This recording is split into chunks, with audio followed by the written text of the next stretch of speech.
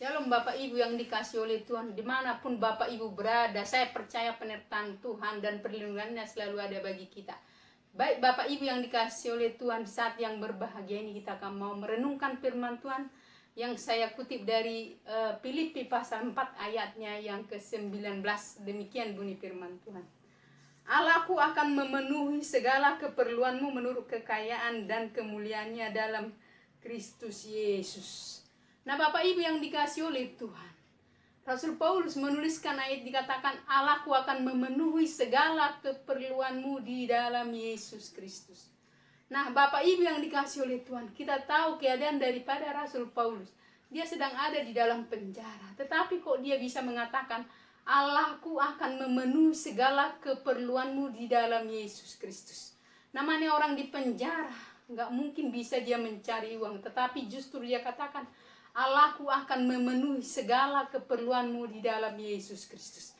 Nah, Bapak Ibu yang dikasih oleh Tuhan, Paulus di sini mempunyai keyakinan yang pasti bahwa Allah akan memenuhi segala keperluan umat Tuhan yang percaya kepadanya. Nah, sekarang menjadi kekuatan daripada Rasul Paulus. Kenapa dia bisa mengatakan bahwa Allahku akan memenuhi segala keperluanmu di dalam Yesus Kristus? Karena Rasul Paulus, dia bersatu dengan Yesus Tuhan. Dia tahu bahwa Yesus itu Allahnya. Jadi Tuhan inilah yang akan menyuplai segala keperluan dan kebutuhan daripada orang-orang yang percaya, yang hidup benar di hadapannya.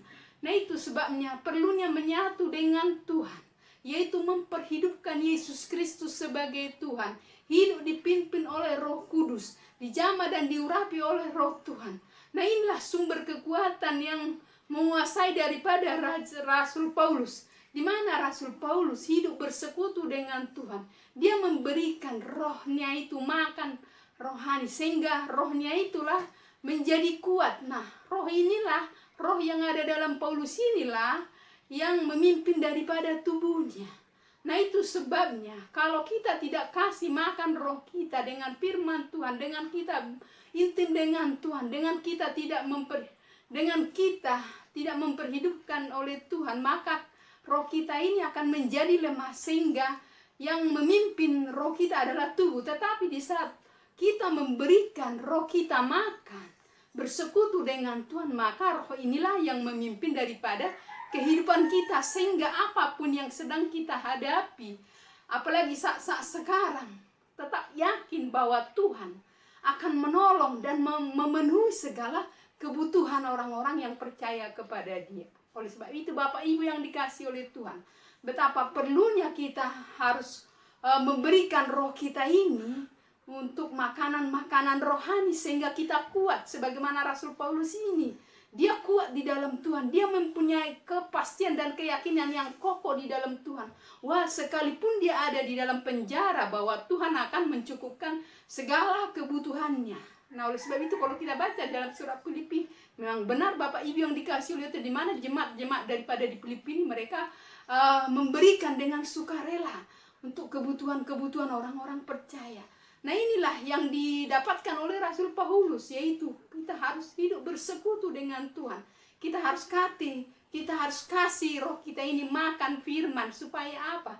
Kita kuat, kita teguh. Nah karena kita tahu bahwa segala sesuatunya mungkin bagi Tuhan. Apa yang kita butuhkan, apa yang kita perlukan, mungkin bagi Tuhan. Dengan cara Tuhan sendiri dia bisa melakukan untuk kita bisa mendapatkan segala apa yang kita butuhkan secara daging ini. Allah yang membuat hidup kita dan tubuh kita, berarti Allah sendiri yang akan bertanggung jawab kepada kehidupan kita. Tetapi dasarnya adalah Yesus Tuhan, dasarnya, unsurnya, dan yang menelurkan adalah Yesus Tuhan. Nah itu sebabnya Bapak Ibu yang dikasih oleh Tuhan, sembahlah Tuhan, hiduplah di dalamnya. Di dalamnya artinya menyatu tadi, bersatu. Rasul Paulus bersatu dengan Tuhan, yaitu memperhidupkan Tuhan Yesus Kristus, mengalami Yesus Kristus, memperbesarkan dan meninggikan Yesus Tuhan, sehingga roh kita itu akan menjadi kuat. Maka kita yakin, hati kita tidak goyah.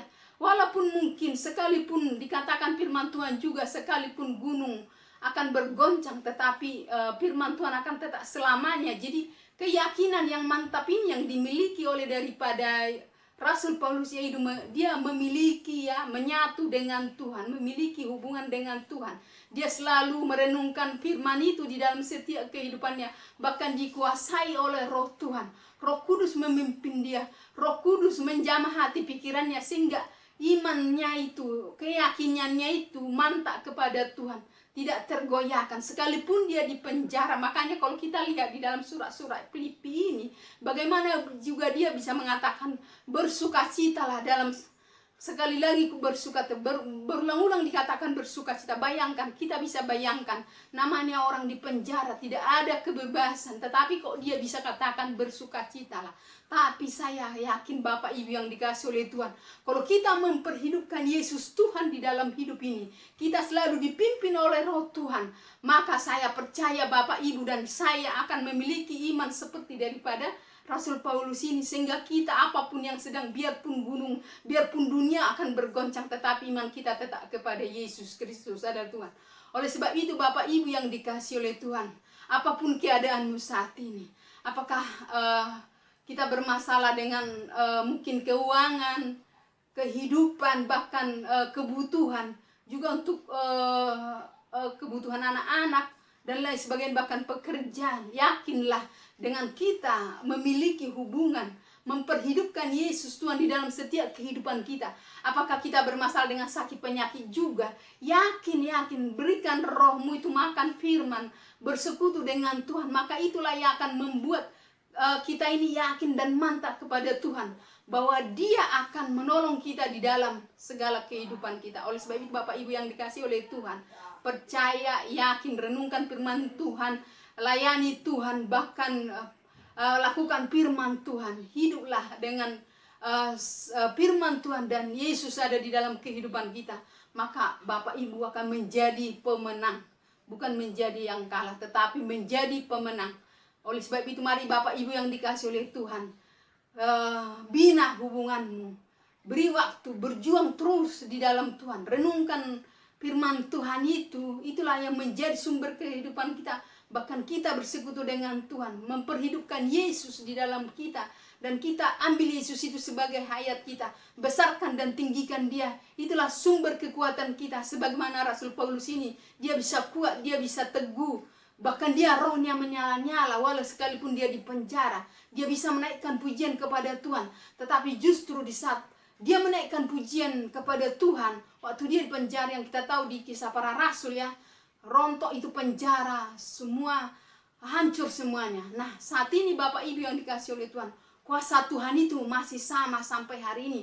Yang penting ada enggak hati kita untuk kita mau memuji Dia, membuka hati sepenuhnya bagi Dia.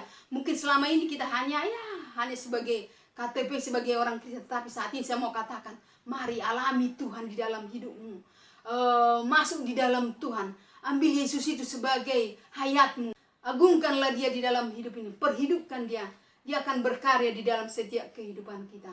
Apapun kehidupanmu, Tuhan Roh Kudus akan berkarya di dalam kehidupan kita, di dalam usahamu, di dalam pelayananmu, di dalam hidupmu, di dalam rumah tanggamu, dalam segala hal. Dia akan berkarya. Oleh sebab itu Tuhan akan memberkati usahamu, Tuhan akan memberkati anak cucumu, Tuhan akan memberkati usahamu di ladang atau di kebun. Tuhan akan memberkati. Oleh sebab itu muliakanlah Tuhan. Tuhan akan berkarya di dalam setiap kehidupan kita. Puji Tuhan, nama Tuhan dimuliakan. Haleluya, amin.